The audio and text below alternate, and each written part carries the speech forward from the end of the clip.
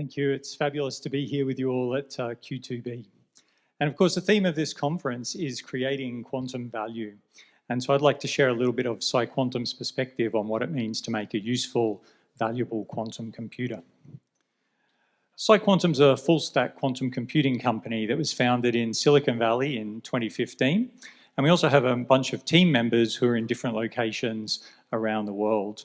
The company's grown to be over 300 people, and it has a singular mission, which is to build and deliver a useful, fault-tolerant quantum computer. So that's driven by the fact that use cases in quantum computing require a lot of resources. You can see here some example algorithms for which resource counts have been compiled, and we can see a few things. First, on the vertical axis, we can see some notion of volume, which you can think of as the breadth times the depth of the computation. And we can see that, happily, the required resources are reducing significantly over time. But we can also see that they're large numbers, which means that in order to implement useful algorithms, we need to be able to perform a lot of sequential gates on hundreds of logical qubits. So what's required in order to do that? Well, from the start of PsiQuantum, it's always been our belief that we'll need error correction to get to commercially interesting and useful applications. And that error correction will therefore probably need a very big quantum computer. And our approach is that photonics is a great platform for building a very big quantum computer. And indeed, that's a thought that's shared more and more across the industry. So there's a number of organizations now who have a pathway towards developing large-scale, fault-tolerant machines and have discussed ambitions to do that. So what does it take to do it? Well, interestingly, it's not really about the qubits. Happily, in the last few years, all of the systems have been able to get really impressively good results in terms of qubit performance. So whether it's superconducting qubits, ions, photons, whatever, pretty much everyone can get high-performance single qubit and 2 qubit gates. Sure, we might like them to be a little bit better, but that's a pathway that's tracking along very well. I think what's required in terms of the challenges to scale is something that the conventional high-performance computing industry has had to address over the years. And in the quantum context, those questions look something like this. How do we build millions to billions of components in a manufacturable way? How do we connect them together? How do we deal with control as those systems get increasingly complex? And how do we provide the cooling power, given that most of the systems, if not all of the systems, require operation at liquid helium or colder temperatures?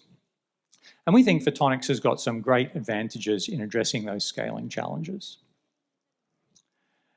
So here's a picture of the photonic PsiQuantum approach to building a large-scale machine. That gives you a little bit of a flavor of what we're doing. So on the left-hand side of this slide, you can see a bunch of integrated silicon photonics components, which are very much familiar to those of you who have worked in the telecom industry with silicon photonics. These are standard components, things like beam splitters and interferometers, switches, ring resonators. And then there's a few more exotic components like superconducting nanowire single photon detectors. And these are patterned lithographically into a silicon platform using the stack that you can see there. So we take those circuits that we manufacture that way and we put them into board level assemblies by packaging them up with a control chip, a PCB, a heatsink, and some optical fiber. And then we're going to need a very large number of those board level assemblies put together into something like a quantum version of a 19-inch rack, some cryogenic, some at room temperature. So this is the same kind of rack that you might imagine in a conventional data center or something like that, but optimized for the operation of these systems. And then we're going to want to expand that to a very large number of those racks connected up by conventional optical fiber into a large facility, sort of data center scale, such as you can see on the right-hand side there. And so that's the sort of the picture, and we might want to dig in a little bit to what some of those elements look like. So on the microscopic level, the platform that we're looking at is photons in integrated waveguides, and those white lines there represent the waveguides where the photons live. So as well as splitters, like you can see there, there's ring resonators and the full PDK of all the different components. We also have thermal heaters, and we've got, as I mentioned, those superconducting detectors, which you can see here shielded by metal, which enables them to be protected from scattered light. We have a second generation platform, sort of depicted on the right there, which consists of a silicon nitride waveguide, ultra low loss, and also BTO fast low loss switches, which we can use, and I'll talk a bit more about in a moment. So PsiQuantum's been able to leverage the existing semiconductor manufacturing industry to make these kinds of components with high quality and in a manufacturable way. So we're using, we have a partnership with Global Foundries, which is a tier 1 semiconductor fab. And so we're able to inherit all of their optical metrology and ultra high quality process control, which enables us to be able to make and test devices with high quality and in high volumes. And all of this is compatible with automated testing. So we've made millions of devices in this platform, and we're able to test those in a way that wouldn't be practical by hand. And that enables us to do process optimization and improvements. And so we've made millions of devices, made and test millions of devices, thousands of wafers of silicon, hundreds of board level assemblies, and we've got some test cryogenic cabinets of the kinds that I mentioned before, and we're also now scaling that to building the production cabinets. So a lot of this platform and the devices and the components is described in a paper that we recently put out, and you'll be able to have a look at that to dig into a bit more detail. I don't have time to go through it in depth, but I'd like to just pick out a couple of items of interest. One of which is that those devices that I mentioned can get put together into circuits to enable us to do the standard qubit operations. So here we have qubit preparation and measurement. We also are able to connect up by optical fiber to move the qubits around. And then we can have two photon interference, and built on that, the two qubit fusion gates, which are at the heart of the fusion-based quantum computing scheme that underlies our architecture. And in fact, demonstrating these devices happens in a very challenging environment. So because of the superconducting detectors, they're at a couple of Kelvin, but we also have on that chip thermal heaters for trimming and control. And so we've got a very large thermal dynamic range, as well as having pump light that comes onto the chip in order to generate the single photons. And so all of those things lead to the fact that we've got a high dynamic range thermally and optically, and you might think, well, that might add some noise or lead to some poor performance. But in fact, I'm pleased to say that these devices operate with high fidelity, and in fact, in some cases, these numbers here are the best that have been reported as far as we know. So they're pretty much good across the board. I should just say, for clarity, that the numbers here exclude loss, and there's two reasons for that. One is that loss and Pauli or operational errors factor in very differently in optical fusion-based quantum computing, so it makes sense to separate those things. And the second reason is that the devices that I just showed you were implemented on our silicon photonics platform, which we knew from the beginning was going to have losses higher than we'd really like. But the good news is that we've now brought up a silicon nitride integrated photonics platform, which we have in both a 300 millimeter and a 200 millimeter context. And in that system, we've been able to achieve really low loss waveguides. In fact, better than our targets, which is nice because we can return some of that back to our architecture team for optimization. And we're also being able to bring up components and devices there. So we have some new second generation photon sources, which have got very high photon purity, and some high efficiency detectors, which also have a photon number resolving capability, for example. Okay, so we then want to package up those devices, as I said, and on this slide you can see from left to right something like a bit of the history of packaging at PsiQuantum. So on the very left-hand side, you can see a rather exotic device that's got a 1-inch thick silicon heatsink, not exactly the most manufacturable system. But on the far right-hand side, we have something which is much more like exists in the standard data center industry. This is a device that's made by a multi-billion-dollar contract manufacturer who's used to making these kinds of devices in these kinds of contexts. And so it's now far more manufacturable.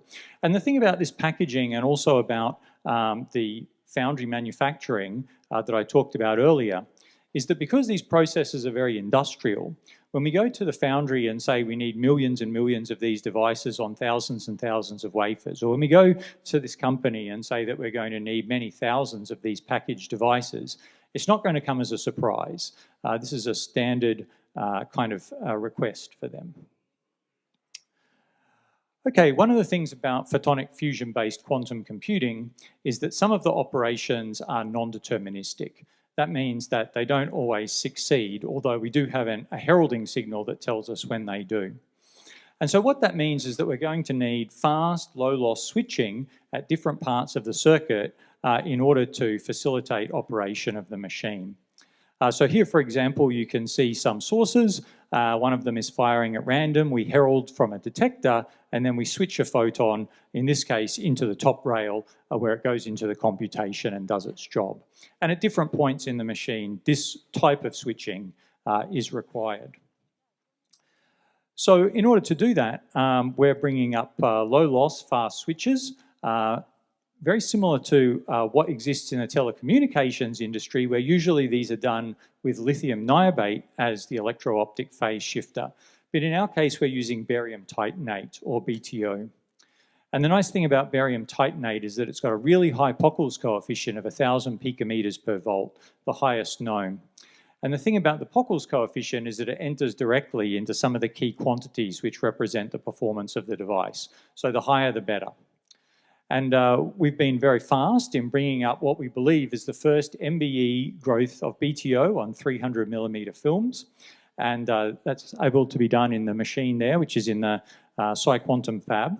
And the quality of those films is very high. We can get a really high Pockels coefficient as predicted. And then those films are able to be sent off to the foundry for further processing steps and then to be packaged up into devices. And this gives us the switching that we require. So we can package those up into devices like this that can switch the photons around. So the availability of this switching then allows us to step up through the hierarchy of the fusion-based scheme. So from multiplex single photons to small entangled states to our entangled resource states, and then ultimately to logical qubits and a large-scale quantum computer. But as we step up through this hierarchy, going from components to devices to subsystems to modules, and many of those modules together, we're going to require increasing amounts of cooling power. To date, we've been using these chandelier-type cryostats like you can see on the left, but these are very complicated pieces of equipment and they have very limited cooling power. So instead, we've designed some new generations of high-performance, simple-to-use cryostats for these photonic platforms. And so you can see here what we call the PsiCube in the middle and the PsiBlade platforms. And these are less complicated than the chandeliers and have much more cooling power. So on the left-hand side here is Colossus, which is the world's largest dilution refrigerator. It operates at about 10 millikelvin, which is compatible with superconducting devices. And you can see there it's pretty large. There are people standing on top. That device, despite its size, generates 1 milliwatt of cooling power at 10 millikelvin. Now, because photons don't feel heat, and the only temperature or cryogenically sensitive component in our systems are the superconducting nanowire detectors, they can operate at a couple of Kelvin. So that's a couple of 100 times hotter than the Colossus dilution fridge.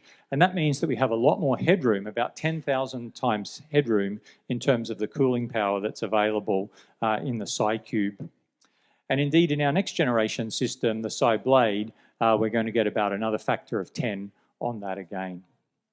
And these are systems that don't contain Swiss watchmaking style components, if you like, of complexity. They're manufactured in the same kinds of plants that manufacture refrigeration solutions for the food and beverage and pharmaceutical industry. It's stainless steel, sheet metal manufacturing, pipes and valves and so on.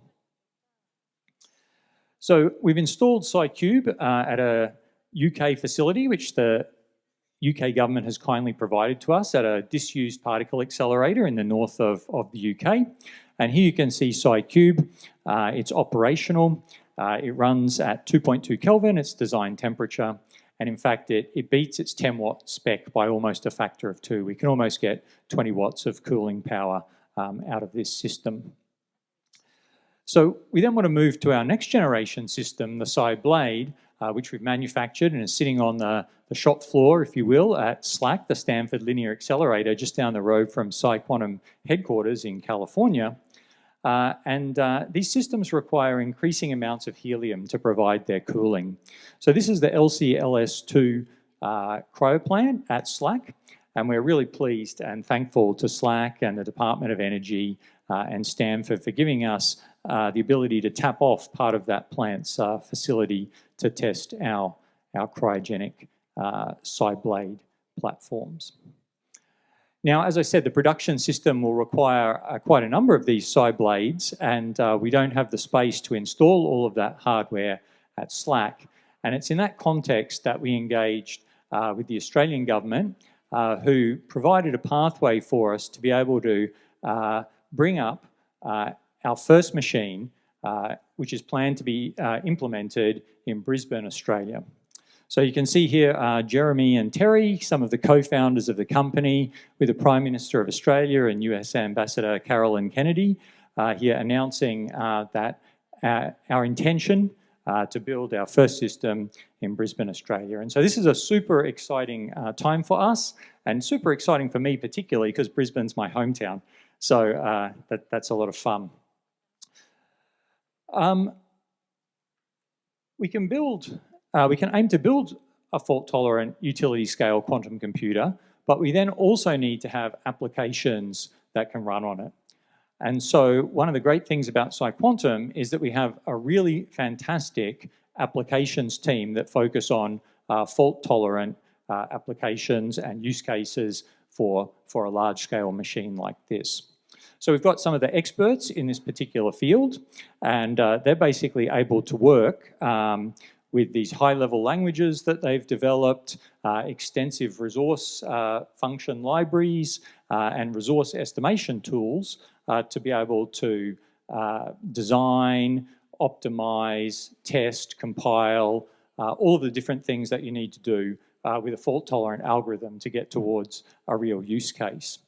And so on the right-hand side there, you can see some of the studies that we've been published and that we've developed that use some of this toolkit in order to do that. The last piece of that puzzle is, as I said, making the resource estimate. How do you tell that the algorithm that you've developed runs really fast, or how can you optimize it? And so, in fact, our resource estimation software, which is called Bartik, is open source, so you can go and play with that. It's really nice in the sense that it's verifiable in terms of its resource counting, and it's very fast. It's much faster than typical tools for this. So we hope that that's really useful. It also has a bunch of other features which allow you to work out how to optimize the algorithm as well.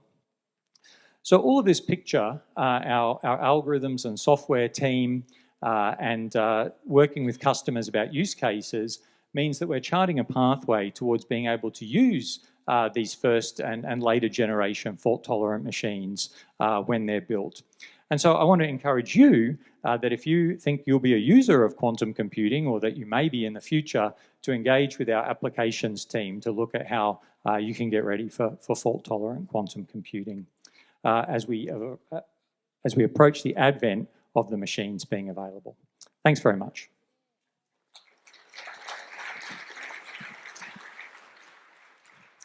All right, I think we have time for one question. So what is the scale, just the number of qubits on chip of the chips you've achieved so far with the fidelities you've reported?